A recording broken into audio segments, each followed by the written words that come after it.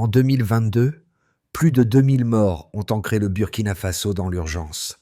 Alors que la courbe de la violence explosait, le pays a aussi assumé une rupture avec ses partenaires traditionnels, au prix d'un isolement diplomatique plus visible. Pourtant, la réorganisation militaire et le resserrement du contrôle sur l'or et le lithium ont coïncidé avec une baisse d'environ 20% des attaques au nord et à l'est, et avec plus de 2 à 3% de PIB en 2023, ouvrant une brèche analytique autour d'Ibrahim Traoré. Reste une question simple. Ces signaux suffisent-ils à stabiliser durablement ?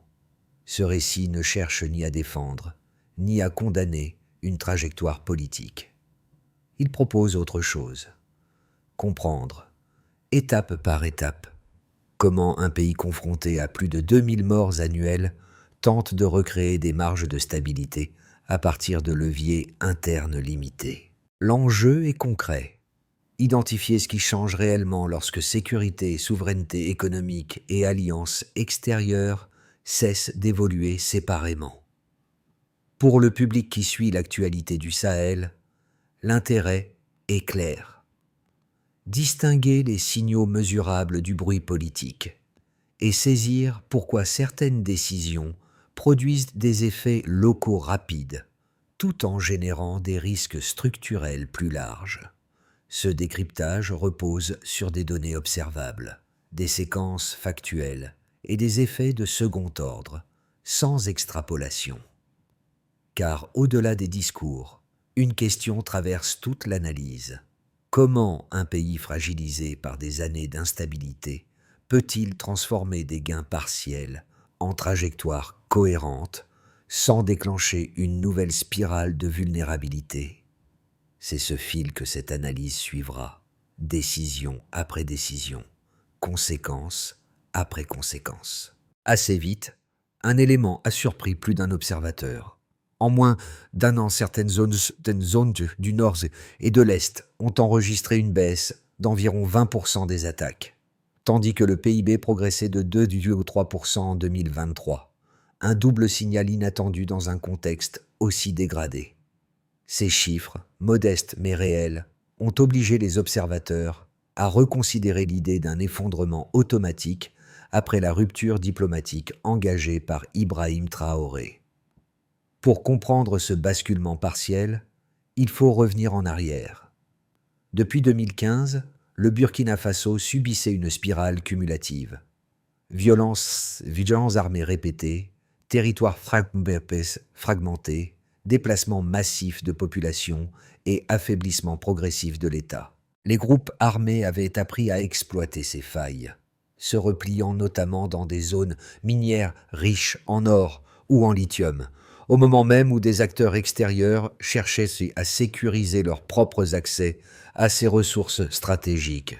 La crise n'était donc pas seulement sécuritaire, elle était structurelle, enracinée dans une compétition pour le contrôle des flux économique. L'arrivée au pouvoir d'Ibrahim Traoré à 34 ans a introduit une contrainte nouvelle dans cet équilibre instable.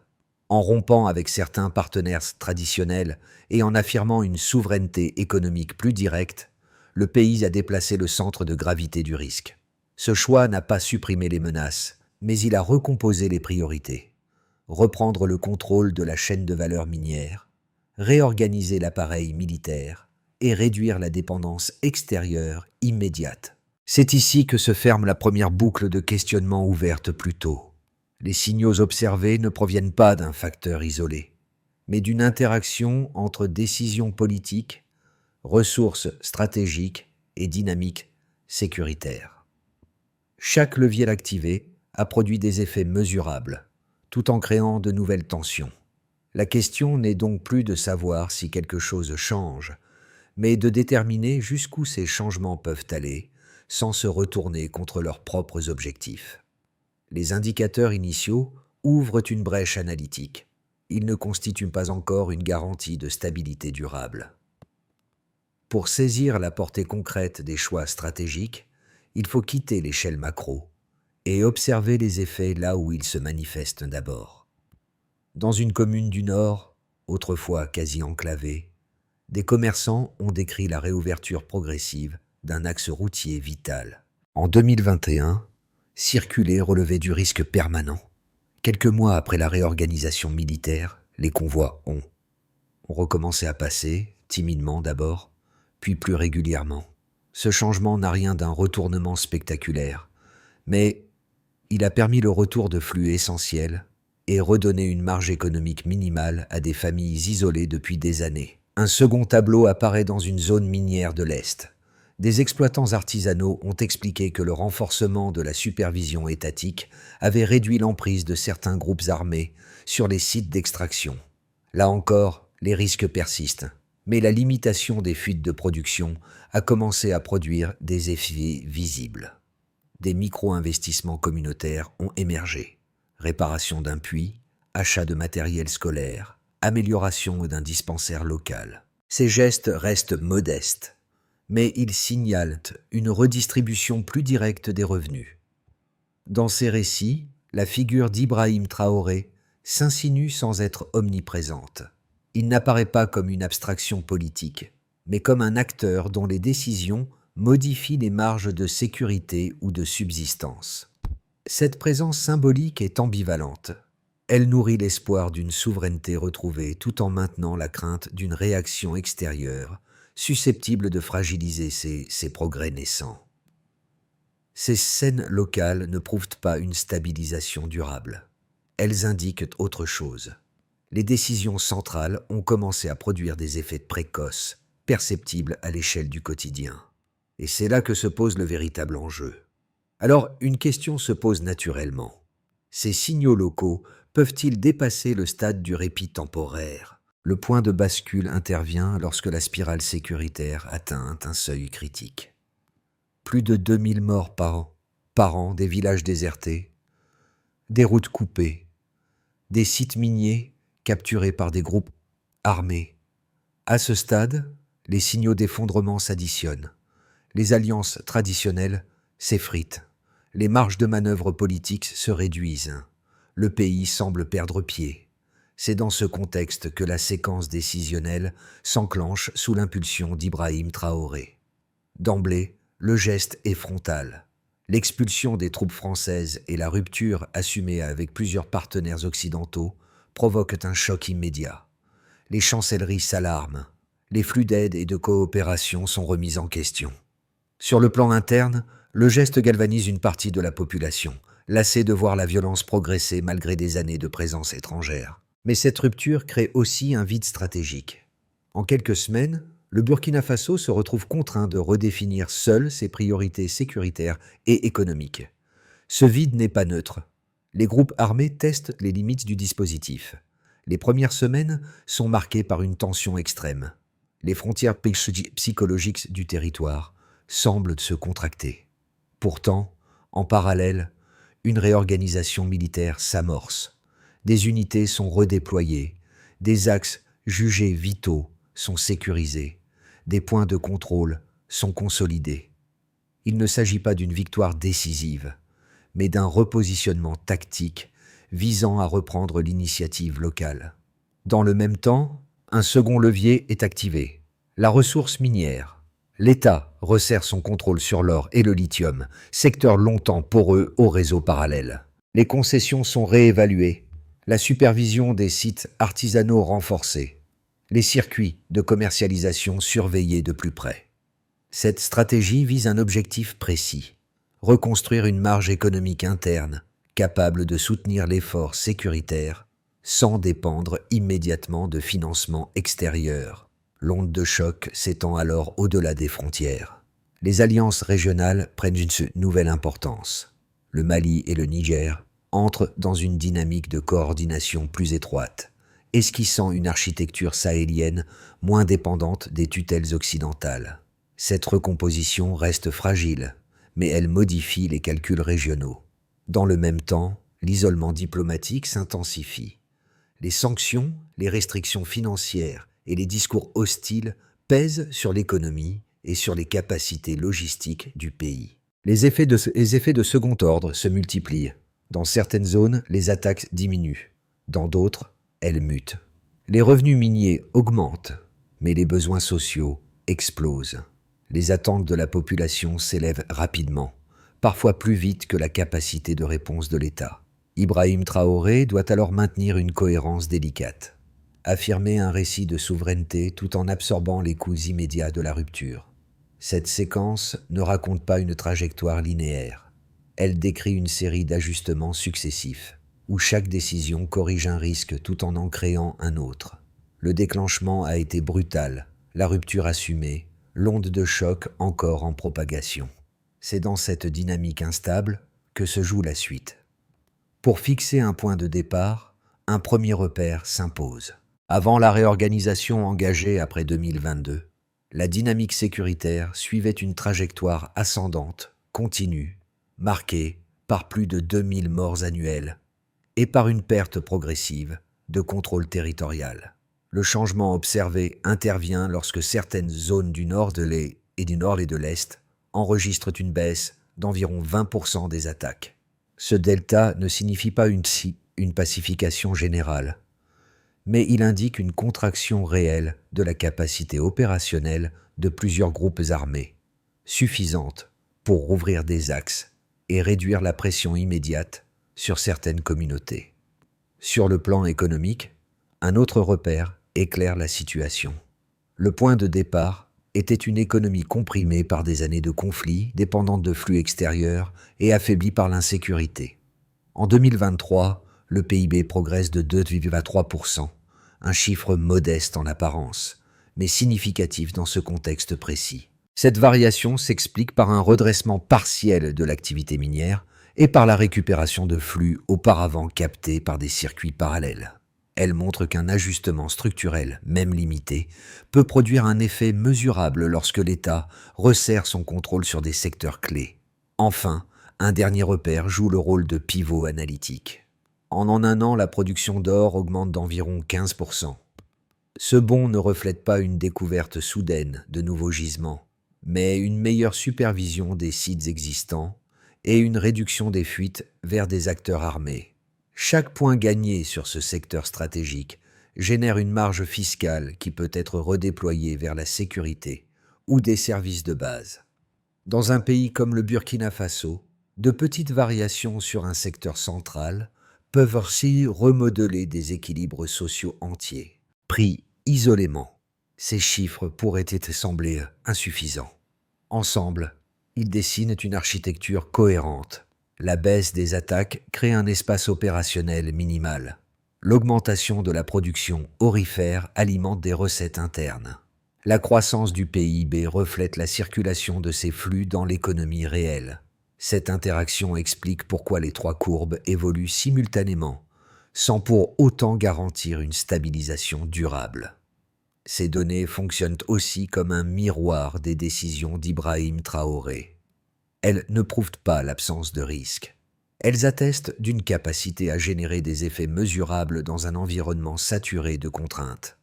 La sécurité n'est pas une variable indépendante, mais le produit d'un enchaînement entre territoires, ressources et alliances. De même, la souveraineté économique ne se réduit pas à un slogan. Elle devient un levier lorsqu'elle s'insère dans un dispositif sécuritaire fonctionnel. Il reste une limite claire. Les indicateurs positifs n'annulent ni l'isolement diplomatique, ni la pression sur les importations et les financements. Chaque gain ouvre un nouveau champ de vulnérabilité. La question centrale n'est donc pas de célébrer des chiffres, mais de déterminer s'ils peuvent être consolidés avant que leurs effets secondaires ne prennent le dessus. Ces preuves quantitatives posent ainsi un jalon, pas une conclusion. Deux lectures opposées structurent désormais le débat autour de la trajectoire du Burkina Faso. La première, portée par plusieurs économistes et analystes internationaux, formule une critique robuste. Selon eux, la stratégie de rupture engagée depuis 2022 crée un risque structurel majeur. L'isolement diplomatique réduit l'accès au financement concessionnel, fragilise les chaînes logistiques et freine les investissements critiques. Dans cette perspective, une croissance du PIB limitée à 2,3% et une hausse de la production d'or, même de 15%, resteraient insuffisantes pour compenser la perte d'appui institutionnel et de débouchés internationaux. Une économie marquée par des années de conflits, souligne-t-il, ne peut absorber sans coût une mutation géopolitique aussi brutale. À cette critique s'ajoute une inquiétude sécuritaire. Les détracteurs estiment que la baisse de 20 des attaques, localisées et hétérogènes, pourrait n'être qu'un répit tactique. Les groupes armés, historiquement adaptatifs, pourraient se redéployer ailleurs, exploitant les fragilités logistiques et l'étirement des capacités militaires. Dans ce cadre, la rupture avec certains partenaires extérieurs est perçue comme un pari risqué, susceptible d'exposer le pays à des chocs futurs plus difficiles à amortir. Face à cette lecture, une seconde analyse, défendue par des observateurs régionaux et certains acteurs locaux, propose un raisonnement indifférent. Elle part d'un constat inverse. La dépendance prolongée aux puissances étrangères constituait elle-même une vulnérabilité structurelle. Selon cette approche, la reconquête du contrôle des ressources naturelles et la réduction de l'ingérence extérieure sont des préalables nécessaires pour restaurer une stabilité durable. Les données récentes sont alors interprétées non comme des résultats finaux, mais comme des signaux de transition. La hausse de la production aurifère et la baisse partielle des attaques indiqueraient qu'un modèle alternatif peut émerger, plus autonome et potentiellement plus résilient. La synthèse la plus solide ne tranche pas entre ces deux camps. Elle reconnaît que les vulnérabilités identifiées sont réelles, tout en constatant que des effets mesurables ont été produits malgré elles. L'enjeu n'est donc pas l'absence de risque, mais la capacité à transformer une phase instable en trajectoire cohérente avant que les contraintes externes et internes ne se cumulent. Le véritable basculement ne se situe pas uniquement dans la baisse des attaques ou dans la progression de certains indicateurs économiques. Il apparaît dans la manière dont les leviers commencent à interagir entre eux. La sécurité, longtemps traitée comme une urgence isolée, devient progressivement dépendante de la capacité de l'État à contrôler ses ressources et à orienter ses alliances. Ce glissement modifie la lecture générale de la trajectoire en cours. À ce stade, les décisions d'Ibrahim Traoré ne produisent pas une stabilisation immédiate, mais une autonomie fonctionnelle partielle. Celle-ci permet au pays de ne plus réagir uniquement sous contrainte extérieure. Les recettes minières ici renforcées offrent une marge budgétaire minimale. La réorganisation militaire crée des zones respirables. Les alliances régionales, encore fragiles, réduisent l'isolement absolu. Aucun de ces éléments n'est suffisant seul, mais leur combinaison change la dynamique. Ce point médian révèle aussi une limite structurante. Plus l'autonomie progresse, plus la pression extérieure s'intensifie. Chaque gain interne déclenche un recalibrage diplomatique ou économique. La trajectoire devient alors un exercice d'équilibre permanent, où avancer trop vite peut exposer de nouvelles failles. C'est précisément ici que se joue la suite. Si cette autonomie partielle se maintient, elle peut diffuser ses effets vers l'économie réelle et la sécurité quotidienne. Si elle se fragmente, les indicateurs positifs risquent de s'inverser aussi rapidement qu'ils sont apparus. Le point médian ne promet rien. Il redéfinit simplement les possibles. Les effets de la trajectoire engagée se lisent différemment selon les acteurs concernés. Pour l'État, la recomposition est d'abord budgétaire et opérationnelle. Le resserrement du contrôle minier a permis de récupérer une partie des flux fiscaux auparavant captés par des réseaux parallèles. Cette marge reste limitée, mais elle offre une capacité d'arbitrage nouvelle. L'appareil étatique peut prioriser certains axes sécuritaires et maintenir un minimum de services dans des zones critiques. En revanche, l'isolement diplomatique complique l'accès au financement concessionnel et impose des choix plus stricts. Sous la conduite d'Ibrahim Traoré, la logique devient défensive, préserver l'essentiel plutôt qu'accélérer la reconstruction institutionnelle. Pour les entreprises, la situation est contrastée. Une partie du secteur minier bénéficie de concessions renégociées et d'un cadre plus aligné sur les intérêts pan-nationaux. Dans certaines régions, la baisse d'environ 20 des attaques et la sécurisation de routes clés permettent la reprise partielle des échanges et des activités commerciales. Mais ces gains s'accompagnent de contraintes lourdes. Les sanctions et la rupture avec certains partenaires occidentaux compliquent l'importation d'équipements, rallongent les délais et augmentent les coûts. Les entreprises doivent adapter leur chaîne d'approvisionnement, diversifier leurs partenaires et absorber une volatilité accrue. Le résultat est un environnement hybride, fait d'opportunités nouvelles et de freins structurels persistants. Du côté des ménages, l'impact est plus granulaire. Dans certaines zones rurales, la diminution des attaques crée un espace respirable. Les marchés rouvrent, la mobilité s'améliore, et des programmes financés par les recettes minières permettent des améliorations ciblées, comme l'accès à l'eau, à l'éducation ou aux soins. Toutefois, ces progrès restent inégaux. Le coût de la vie demeure élevé, et les effets des sanctions se répercutent sur les prix et la disponibilité des biens. Les attentes sociales envers Ibrahim Traoré augmentent rapidement, en particulier chez les jeunes et dans les régions longtemps marginalisées, ce qui accroît la pression sur la capacité de réponse de l'État. À l'échelle régionale, la trajectoire du Burkina Faso agit comme un signal. Le rapprochement avec le Mali et le Niger esquisse un bloc sahélien fondé sur la souveraineté et la coopération sécuritaire. Cette dynamique modifie les équilibres existants et suscite une attention accrue des puissances extérieures.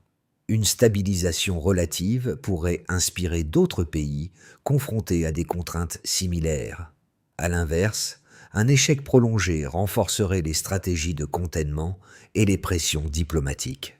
Ces 4 lectures dessinent une réalité composite. Les gains sont réels mais fragiles. Les pertes sont contenues mais persistantes. L'équilibre dépendra de la capacité à transformer des signaux partiels en trajectoires consolidées, sans que les coûts externes n'érodent les bénéfices internes. Une première trajectoire possible ressemble à une stabilité sous tension. Dans cette trajectoire, les indicateurs récents se maintiennent sans s'amplifier. La baisse partielle des attaques se stabilise dans certaines zones, sans s'étendre uniformément au territoire. Les recettes issues de l'or continuent d'alimenter le budget, mais à un niveau insuffisant pour déclencher une accélération des réformes. Les alliances régionales avec le Mali et le Niger se renforcent lentement, offrant un socle sécuritaire minimal. En revanche, l'isolement diplomatique persiste, limitant l'accès au financement et comprimant la capacité d'investissement public. Sous cette hypothèse, le pays préserve l'essentiel, mais reste enfermé dans une marge étroite. Une deuxième trajectoire esquisse l'émergence d'un modèle régional. Ici, les gains économiques récents se consolident. La hausse de la production minière s'accompagne de nouveaux partenariats non occidentaux, permettant de diversifier les canaux commerciaux et financiers. Les recettes supplémentaires élargissent progressivement les programmes sociaux et soutiennent la réorganisation sécuritaire. Une détente relative s'installe dans plusieurs régions, favorisant la reprise des activités locales. Sur le plan régional, le Burkina Faso devient un point de référence pour d'autres pays du Sahel, cherchant à rééquilibrer leurs relations extérieures. Ce scénario suppose toutefois que les pressions internationales restent contournables et que la coordination régionale demeure cohérente dans le temps. Une troisième trajectoire serait celle de l'érosion interne et de l'isolement prolongé. Dans ce cas, les sanctions se durcissent, les tensions internes augmentent et les groupes armés exploitent les fragilités logistiques. Les recettes minières deviennent instables, les services publics sont davantage mis sous pression et les progrès sécuritaires récents s'inversent partiellement. L'État est alors contraint de recentrer ses priorités sur des zones limitées, laissant d'autres régions s'enfoncer dans une vulnérabilité chronique. Cette trajectoire n'implique pas un effondrement immédiat, mais une dégradation graduelle des marges de manœuvre. Ces scénarios ne sont pas des prédictions, ils servent de cadre conditionnel. Si les leviers économiques se maintiennent, alors la sécurité peut suivre. Si la pression extérieure dépasse la capacité d'adaptation, alors les gains actuels risquent de s'éroder. L'enjeu analytique consiste moins à choisir un scénario qu'à comprendre quels signaux annonceront le basculement de l'un à l'autre. Pour une partie du public, l'enjeu principal est analytique. Comprendre la trajectoire du Burkina Faso revient à Tsiougon, à décoder un enchaînement de signaux souvent contradictoires, baisse partielle des attaques, progression de certains indicateurs économiques, mais aussi isolement diplomatique persistant. Ces éléments offrent une grille de lecture utile pour dépasser les réactions immédiates. Ils montrent comment, dans un environnement saturé de contraintes, des décisions ciblées peuvent créer des marges temporaires sans éliminer les risques structurels. Pour ces observateurs, le pays devient un cas d'étude sur la manière dont sécurité, ressources et alliances interagissent. Pour d'autres, l'impact se mesure à une échelle plus concrète. Dans les régions exposées, la réouverture d'une route, la sécurisation d'un marché ou le fonctionnement intermittent d'un dispensaire représentent plus qu'un indicateur. Ce sont des améliorations tangibles du quotidien. Elles restent fragiles, réversibles, mais elles modifient la perception du risque immédiat. La stabilité n'est pas vécue comme un état durable, mais comme une succession de répits à préserver. Cette expérience granulaire rappelle que les trajectoires si macroéconomiques se traduisent d'abord par des changements localisés. Un troisième regard s'inscrit dans une perspective plus large.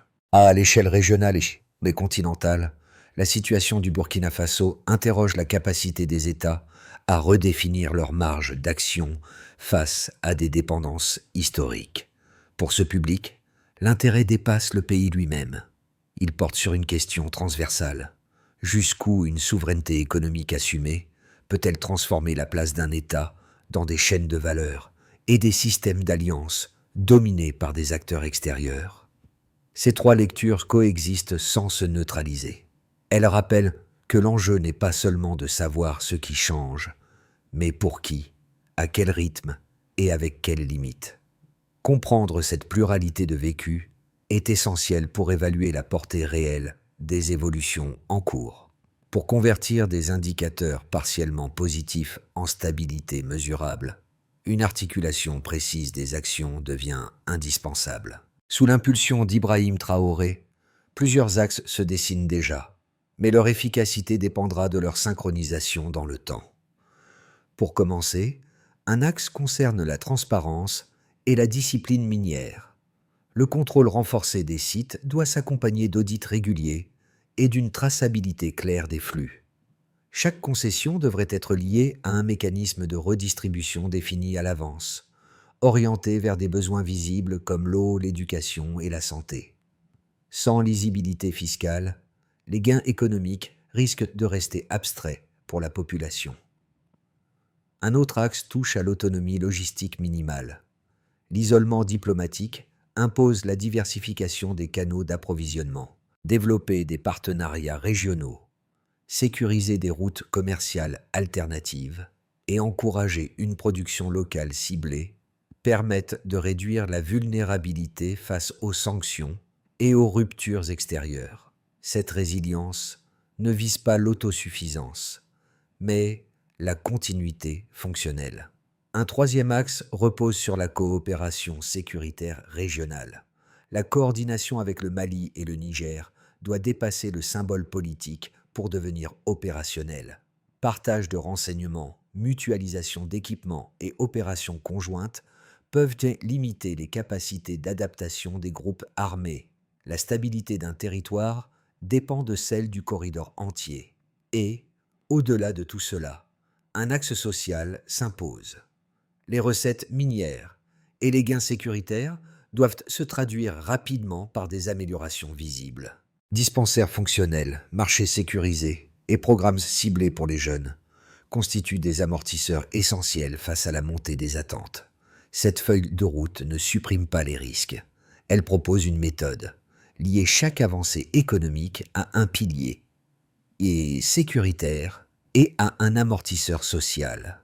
C'est dans cette cohérence, plus que dans un levier isolé, que peut se jouer la durabilité des réformes portées par Ibrahim Traoré. Dans le village du Nord, où une route autrefois déserte a recommencé à vivre, les habitants se souviennent d'un détail précis. Le jour où les premiers camions sont repassés, rien n'avait fondamentalement changé autour d'eux. Les maisons restaient fragiles, les champs exposés, les menaces toujours présentes. Pourtant, ce simple mouvement sur l'asphalte avait suffi à fissurer la sensation d'enfermement. Ce motif s'est répété ailleurs, sous des formes discrètes. Un puits réparé, un marché rouvert, sous protection, un dispensaire à nouveau approvisionné. Aucun de ces gestes ne constitue une victoire décisive. Ensemble, ils racontent autre chose, la possibilité d'un basculement progressif, vécu avant d'être formulé. La stabilité ne s'impose pas, elle se négocie, fragment par fragment. Dans ce paysage mouvant, la figure d'Ibrahim Traoré apparaît à la fois comme point d'ancrage et source de tension. Ces décisions n'ont pas dissipé toutes les menaces, mais elles ont réintroduit une idée devenue rare, celle qu'un pays peut tenter de reprendre la main sur ses leviers essentiels, même sous pression. Cette tentative ne garantit rien. Elle ouvre un espace. Et parfois, dans des contextes saturés de crise, l'avenir d'un territoire recommence par un signe minimal. Une route qui s'ouvre, un passage rendu possible, une continuité retrouvée, encore fragile, mais désormais pensable. L'histoire récente du Burkina Faso dépasse le cadre d'une séquence politique ou militaire. Elle met en lumière une question plus large. Comment une société confrontée à des pressions simultanées peut-elle reconstruire des marges d'action sans disposer de conditions idéales? À travers les villages, les marchés, les institutions en recomposition et les alliances régionales en mouvement, une même tension traverse le pays. Avancer sans certitude, ajuster sans garantie. Dans cette trajectoire, la souveraineté n'apparaît ni comme un slogan, ni comme une solution miracle. Elle se manifeste comme une pratique quotidienne, fragile, coûteuse, faite de décisions successives et d'arbitrages imparfaits. Les choix portés par Ibrahim Traoré illustrent cette réalité. Chaque gain potentiel s'accompagne d'un risque. Chaque rupture ouvre à la fois une marge et une vulnérabilité. Ce cas interroge au-delà du Sahel. Il invite à réfléchir à la manière dont des États peuvent tenter de redéfinir leur place dans un système international contraignant sans se couper totalement du monde, ni se soumettre à des dépendances paralysantes. Et au fond, la discussion reste ouverte. Selon vous, quelles conditions permettent réellement à un pays de transformer une volonté de souveraineté en stabilité durable, sans en payer un coût excessif à long terme ?